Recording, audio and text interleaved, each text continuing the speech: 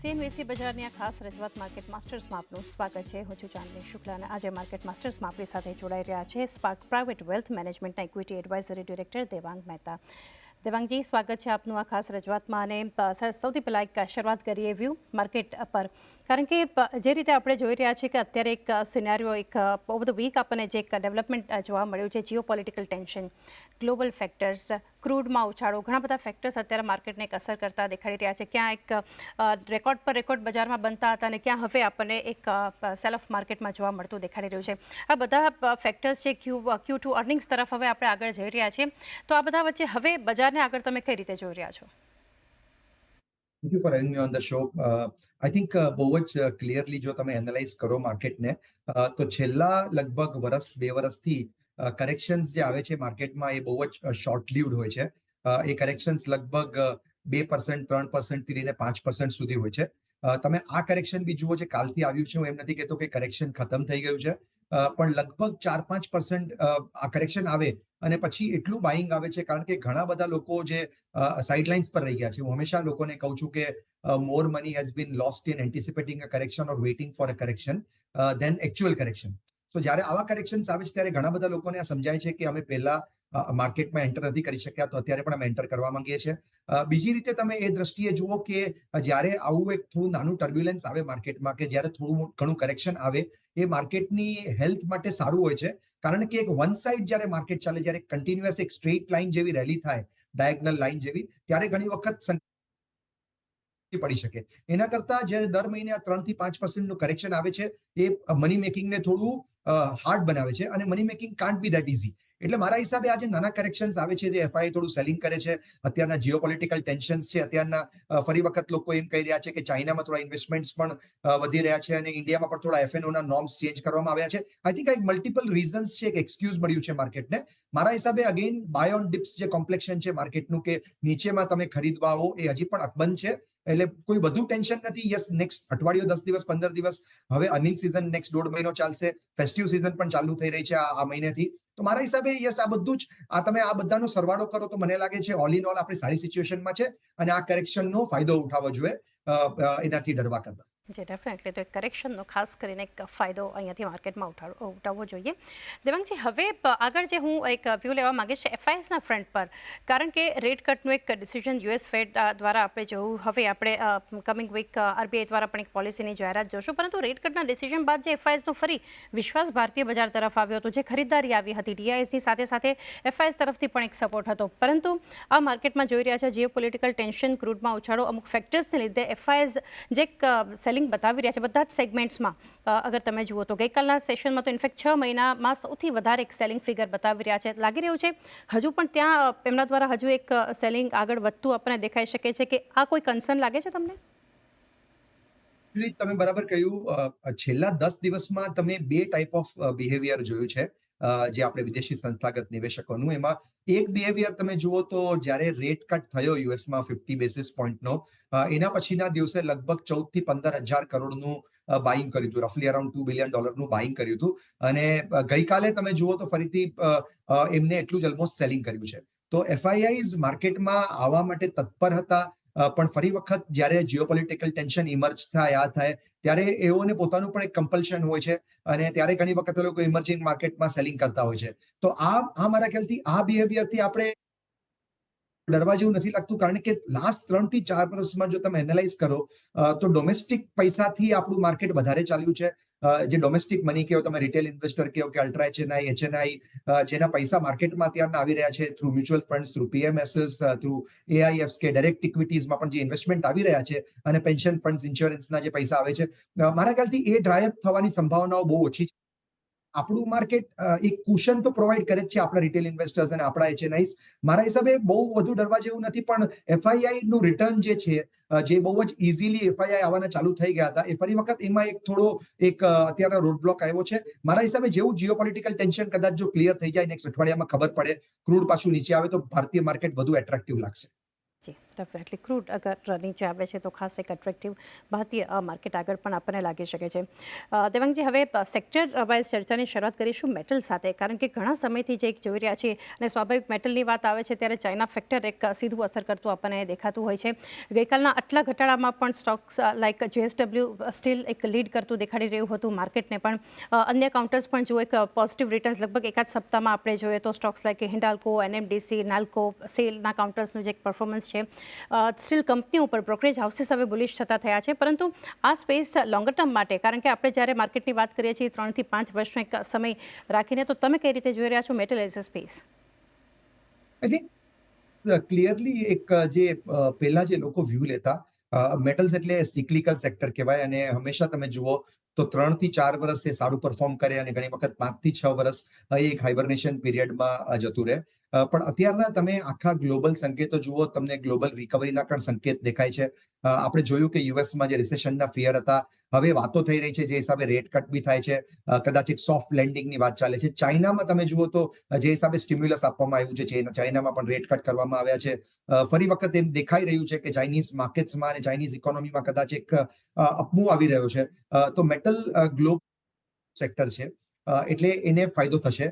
Second, તમે જુઓ તો ઇન્ડિયામાં પણ જેટલી પણ કંપનીઝના તમે નામ લીધા, ઘણી ખરી કંપનીઝે પોતાનું જે લીવરેજ છે, જે પોતાની જે બેલેન્સ શીટ પર જે ડેટ હતી એને રિડ્યુસ કરી છે અને થોડી ઓપરેશનલ એફિશિયન્સીઓ લઈ આવ્યા છે. તો મને એમ લાગે છે કે અત્યારના નેક્સ્ટ લગભગ 5 વર્ષનો વ્યૂ નહીં લઉં, પણ 1 થી 2 વર્ષ માટે બી હજી મેટલમાં એક થોડું સ્ટ્રક્ચરલ એક સારું રન હજી બાકી છે એવું લાગી રહ્યું છે. ઘણા બધા પ્રોક્સી પ્લેસ પણ છે મેટલને પ્લે કરવા માટે. તો મારા હિસાબે 5 વર્ષનો વ્યૂ લેવો ડિફિકલ્ટ છે આ સિક્લિકલ સેક્ટર પર, પણ 1 થી 2 વર્ષ હજી આઈ થિંક કારણે અને ઇન્ડિયાના પરિબળોના કારણે કદાચ આ સેક્ટર મોમેન્ટમમાં રહે.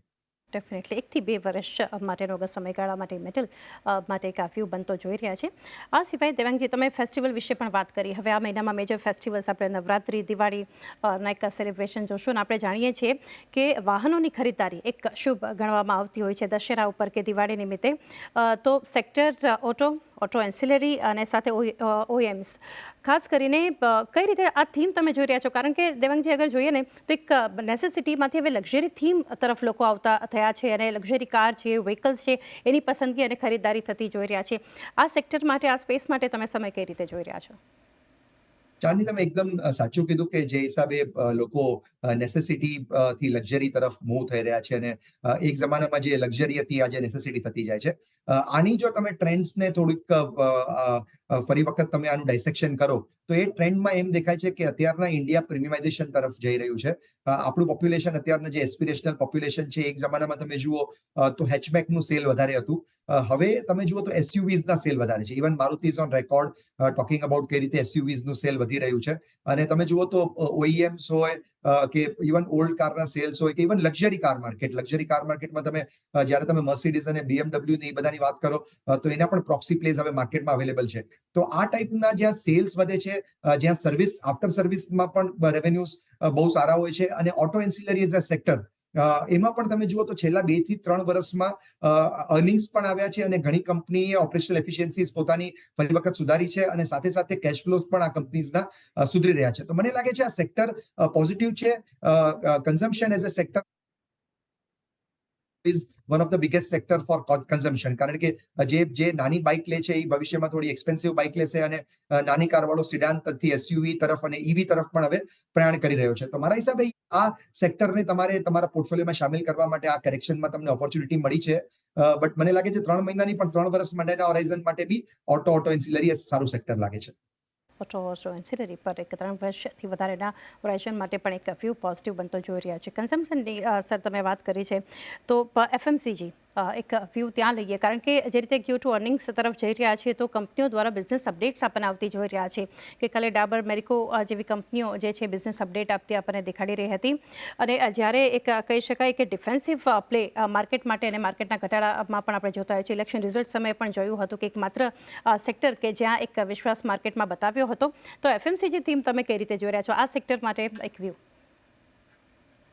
એઝ અ સેક્ટરમાં હવે તમે આમ જુઓ તો અમુક જે કંપનીઝ છે એમાં અત્યારે તમે સ્પેન્ડિંગ પેટર્ન્સ જુઓ તો જ્યારે લોકોની ઇન્કમ વધે ત્યારે શું એવું જરૂરી છે કે એ લોકો ટૂથપેસ્ટનું કન્ઝમ્પશન જ વધારે કરે કે સોપનું કન્ઝમ્પશન વધારે કરે? આઈ થિંક ઘણું બધું કન્ઝમ્પશન હવે જઈ રહ્યું છે તમારા બીજા કન્ઝમ્પશન તરફ. ફોર એક્ઝામ્પલ, અત્યારના તમે ડેટા વધારે કન્ઝ્યુમ કરો છો, તમે એસ્પિરેશનલ વસ્તુઓ તરફ જાઓ છો, લોકો ટ્રાવેલ થોડું વધારે કરે છે, લોકો એરલાઇનમાં ટ્રાવેલ કરે છે, હોટલ્સ બુક કરે છે, ઈટિંગ આઉટ જે QSR કે છે, જેને ક્વિક સર્વિસ રેસ્ટોરન્ટ્સ હોય કે એગ્રીગેટર્સને ફાયદો થાય છે ઘણી વખત. તો મારા એમ કહેવું ડિફિકલ્ટ છે કે FMCG કંપનીઝને ફાયદો થશે, કારણ કે ઓલ્ડ વર્લ્ડ જે FMCG કંપનીઝ છે એનું વોલ્યુમ ગ્રોથ અત્યારે પણ તમે જુઓ તો 2, 3, 4, 5% હોય છે અને એના વેલ્યુએશન્સ પણ થોડા એક્સપેન્સિવ હોય છે. તો મારા હિસાબે આમાં એક બાઉન્સ બેક આવશે, કારણ કે રૂરલ કન્ઝમ્પશન પણ ઇમ્પ્રુવ થઈ રહ્યું છે અને અર્બન કન્ઝમ્પશન પણ ઓકે છે. બટ FMCG કરતા પણ મને અત્યારે લાગે છે જે ડિસ્ક્રિશનરી કન્ઝમ્પશન લક્ઝરી તરફ જે જઈ રહ્યા છે એ કન્ઝમ્પશનમાં વધારે સ્ટ્રેન્થ છે. તો FMCG એઝ એ સેક્ટરમાં સિલેક્ટિવલી તમે બાય કરી શકો છો, પણ ઓવરઓલ એઝ અ સેક્ટર હું એમ નહીં કહું કે આ સેક્ટર અત્યારના અહીંયાથી બહુ જ જબરજસ્ત રિટર્ન્સ આપશે. ફ્યુ ઓવરઓલ આપણને FMCG એક સ્પેસ માટે બનતો દેખાડી રહ્યો છે. ત્યારબાદ જે છે એક વ્યૂ દેવાંગજી અહીંયાથી ઓવરઓલ BFSI માટે લઈએ. બેંક્સ, ફિનાન્શિયલ જુઓ, કારણ કે અહીંયા આપણે બિઝનેસ અપડેટ્સમાં જોઈ રહ્યા છીએ Bajaj finance, Bajaj housing finance, M&M financial બધી કંપનીઓ દ્વારા આપણને દેખાડી રહ્યું છે. એની સાથે સાથે પ્રાઇવેટ બેંક્સ જુઓ, ત્યાં એક શરૂઆત થયું હતું કે નિફ્ટી બેંકના એક આઉટ પરફોર્મન્સની શરૂઆત પ્રાઇવેટ બેંક્સના સપોર્ટથી PSU બેંક્સ તરફથી હજુ જો કે જે જોઈએ એ કન્ટ્રીબ્યુશન આપણને જોવા નથી મળ્યું. પરંતુ જ્યારે આપણે થોડા લાંબા ગાળાનો સમય લઈને વાત કરી રહ્યા છીએ, તો આ સ્પેસ કઈ રીતે તમે આગળ જોઈ રહ્યા છો BFSI ઓવરઓલ એક બાસ્કેટ? આ સેક્ટર ડેફિનેટલી તમે જુઓ તો જે હિસાબે છેલ્લા 2 વર્ષની ટ્રેન્ડ્સ જુઓ તો ઓવરઓલ આ સેક્ટર એક લેગાર્ડ તરીકે બહાર આવ્યું હતું. એનું કારણ છે કે દર વખતે જ્યારે નવું થીમ હોય માર્કેટનું ત્યારે અમુક નવા સેક્ટર પાર્ટિસિપેટ કરે, અને આ વખતે આપણે જોયું ઇન્ફ્રાસ્ટ્રક્ચર, કેપિટલ ગુડ્સ, એન્સિલરીઝ, પાવર, આ બધાએ સારું પરફોર્મ કર્યું. અહીંયાથી તમે જુઓ તો માર્જિન ઓફ સેફ્ટી બેંક્સમાં જરૂર છે, BFSIમાં પણ માર્જિન ઓફ સેફ્ટી છે. એમાં જે એક મોટો ટ્રેન્ડ ઇમર્જ થઈ રહ્યો છે ફાઇનાન્શિયલાઇઝેશન, જે આપણે હંમેશા વાત કરીએ છીએ કે વધારે ને વધારે લોકોના બેંકમાં ખાતાઓ ખુલી રહ્યા છે, વધારે ને વધારે લોકો અત્યારના તમે જુઓ તો બ્રોકિંગ તરફ કે wealth management as an industry તરફ આવી રહ્યા છે, કારણ કે જે હિસાબે ઇન્ડિયામાં બિલિયનર્સ અને મિલિયનર્સની સંખ્યા વધે છે, એ જ લોકોને માર્કેટમાં ઇન્વેસ્ટ કરવું છે, એ લોકોને પોતાનું એસેટ એલોકેશન કરવું છે.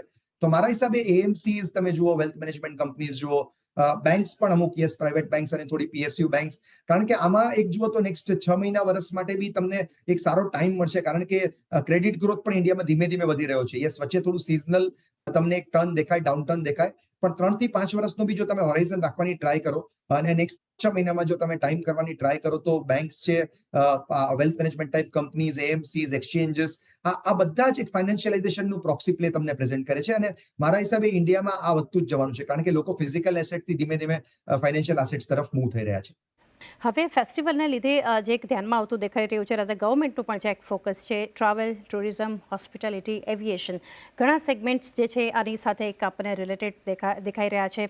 તો અહીંયા તમે આ થીમને કઈ રીતે આગળ પ્લે આઉટ થતા જોઈ રહ્યા છો માર્કેટ માટે? આ જે થીમ છે, જેમાં તમે એક ડિસ્ક્રિશનરી સ્પેન્ડની વાત કરી, અને આપણે ખાસ કરીને જોયું છે કે કોવિડ પછી લોકો જે હિસાબે હવે ટ્રાવેલ કરે છે, અને તમે જુઓ તો ઇન્ડિયાનો એક એવરેજ અપર મિડલ ક્લાસ વ્યક્તિ પણ આજે તમે જુઓ તો ફ્લાઇટમાં ટ્રાવેલ કરવાનું જે પહેલાનું એસ્પિરેશન હતું એ અત્યારે ટ્રાવેલ કરે છે, કારણ કે અમુક ટાઈમે તમે વહેલી ફ્લાઇટ્સ બુક કરો તો એ પણ આજે પણ સસ્તી મળે છે. તો મારા હિસાબે એવિએશન કંપનીઝને ઘણો ફાયદો થયો છે.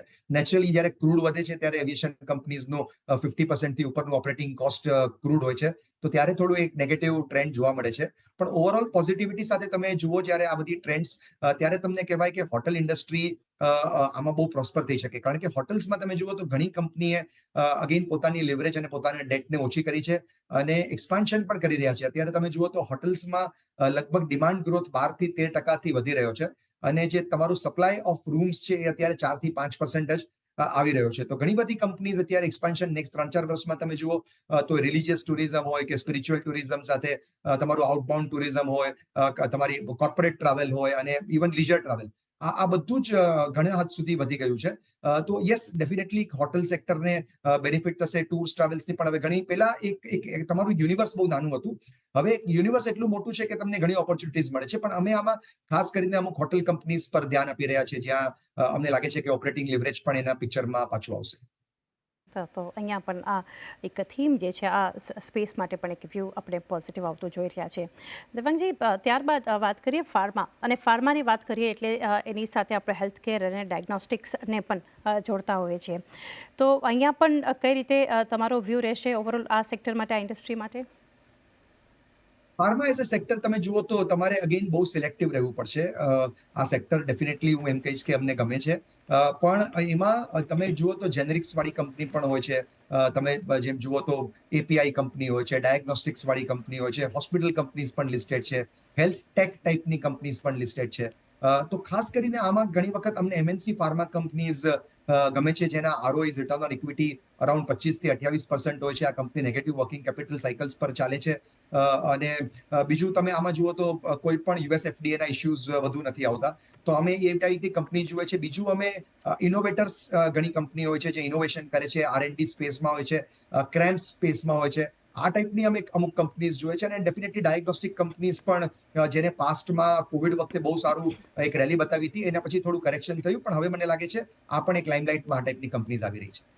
ઓકે, હા, આ સ્પેસ માટે ફાર્મા, હેલ્થ કેર, ડાયગ્નોસ્ટિક્સ માટે પણ ઓવરઓલ એક બુલિશ વ્યૂ જોઈ રહ્યા છે.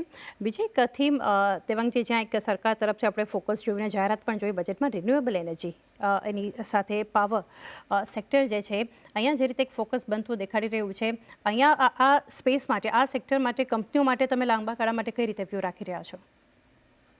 આ સૌથી ઇન્ટરેસ્ટિંગ જે અત્યારના સેક્ટર ઇમર્જ થઈ રહ્યું છે, એ ખાસ કરીને તમે પાવરની વાત કરી. પાવર હોય કે પાવર ટ્રાન્સમિશન હોય કે પાવર ઓટોમેશન હોય કે પાવર એન્સિલરી હોય, આ બધી કંપનીઝ બહુ જ સારું કરશે અને આ સેક્ટર બહુ સારું કરશે. તમે થોડા દિવસ પહેલા એક હેડલાઇન હતી કે લગભગ પાવર ટ્રાન્સમિશનમાં હવે નેક્સ્ટ લગભગ 5 થી 6 વર્ષમાં અરાઉન્ડ 9.5 લાખ કરોડ રૂપિયાનું ઇન્વેસ્ટમેન્ટ કરવાની જે વાત થઈ છે, એ બહુ જ મોટો ટાર્ગેટ છે. અને આમાં બધું જ આવી જશે. આમાં સાથે તમે રિન્યુએબલ એનર્જીની વાત કરો, તમે વિન્ડ એનર્જીની વાત કરો, કે તમે સોલાર એનર્જીની વાત કરો. આઈ થિંક આ બધું જ જે પાવર ટ્રાન્સમિશન, પાવર ઓટોમેશન અને સાથે સાથે જે હિસાબે રિન્યુએબલ એનર્જીને થ્રસ્ટ આપવામાં આવી રહ્યું છે, આ સેક્ટર જ લગભગ ઘણા ઘણા હદ સુધી 4x 5x આ સેક્ટર જ થઈ જશે.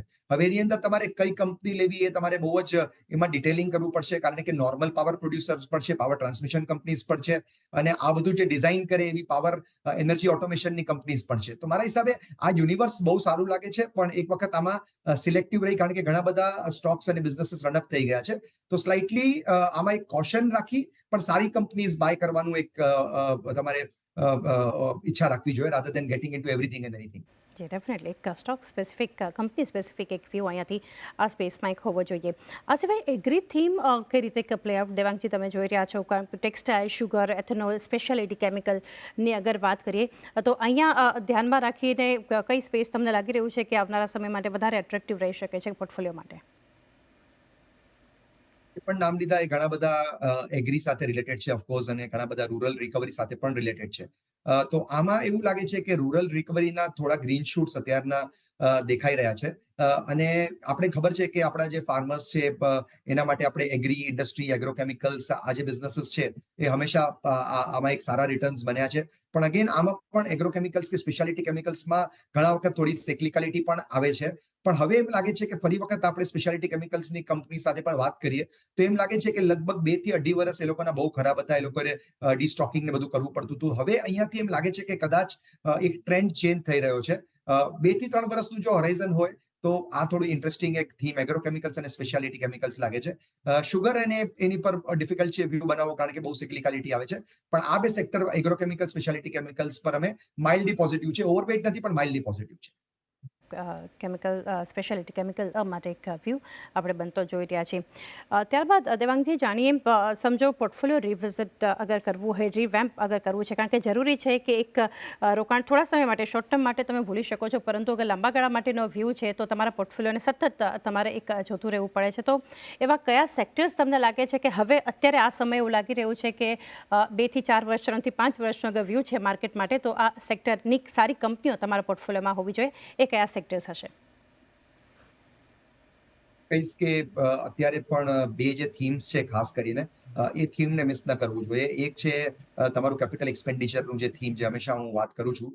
પણ એ કેપિટલ એક્સપેન્ડિચરમાં ઘણી બધી એવી કંપનીઝ આવે, કેપિટલ ગુડ્સ કંપનીઝ છે, પાવર ઓટોમેશન કંપનીઝ છે, ઇન્સ્યુલેશનમાં અમુક કંપનીઝ ઓપરેટ કરે છે, એન્જિનિયરિંગ છે, ER&D, EMS તમે જુઓ તો ER&D એન્જિનિયરિંગ રિસર્ચ ડેવલપમેન્ટ ટાઈપની જે કંપનીઝ છે, આ બધી કંપનીઝ એક નવા યુગની કંપની પણ તમે કહી શકો, જે આર્ટિફિશિયલ ઇન્ટેલિજન્સ મશીન લર્નિંગમાં પણ તમને કામ આવે છે. આવી ટાઈપની કંપનીઝમાં તમે અત્યારે એક્સપોઝર લઈ શકો છો અને આમાં હવે ઘણી ચોઇસ પણ અવેલેબલ છે અને આ બધી કંપનીઝ ની ઓપોર્ચ્યુનિટી સાઇઝ પણ મોટી છે. અમુક કંપનીઝના માર્કેટ શેર પણ હાઈ છે. એટલે એક બાજુ તમે કેપિટલ એક્સપેન્ડિચર ઓરિએન્ટેડ કંપનીઝની વાત કરો, બીજી બાજુ મેં તમને ઓલરેડી ડિસ્ક્રિશનરી કન્ઝમ્પશનની ને એની વાત કરી કે જે હોટલ ઇન્ડસ્ટ્રી છે, સાથે સાથે તમારે ઓટો એઝ એન ઇન્ડસ્ટ્રી કે જે પણ લક્ઝરી કન્ઝમ્પશન તરફ જતા હોય, રિટેલિંગ છે, ઓર્ગેનાઇઝ રિટેલ આપણે મિસ કર્યું. ઓર્ગેનાઇઝ રિટેલ એક બહુ જ સરસ સેક્ટર છે. આઈ થિંક આ બેનું એક પુલ તમે બનાવો, 10-15 કંપનીઝ બાય કરો તો આઈ થિંક એક બહુ સરસ એક પોર્ટફોલિયો બની શકે. જી, ડેફિનેટલી ઘણું ઇન્ટરેસ્ટિંગ ડિસ્કશન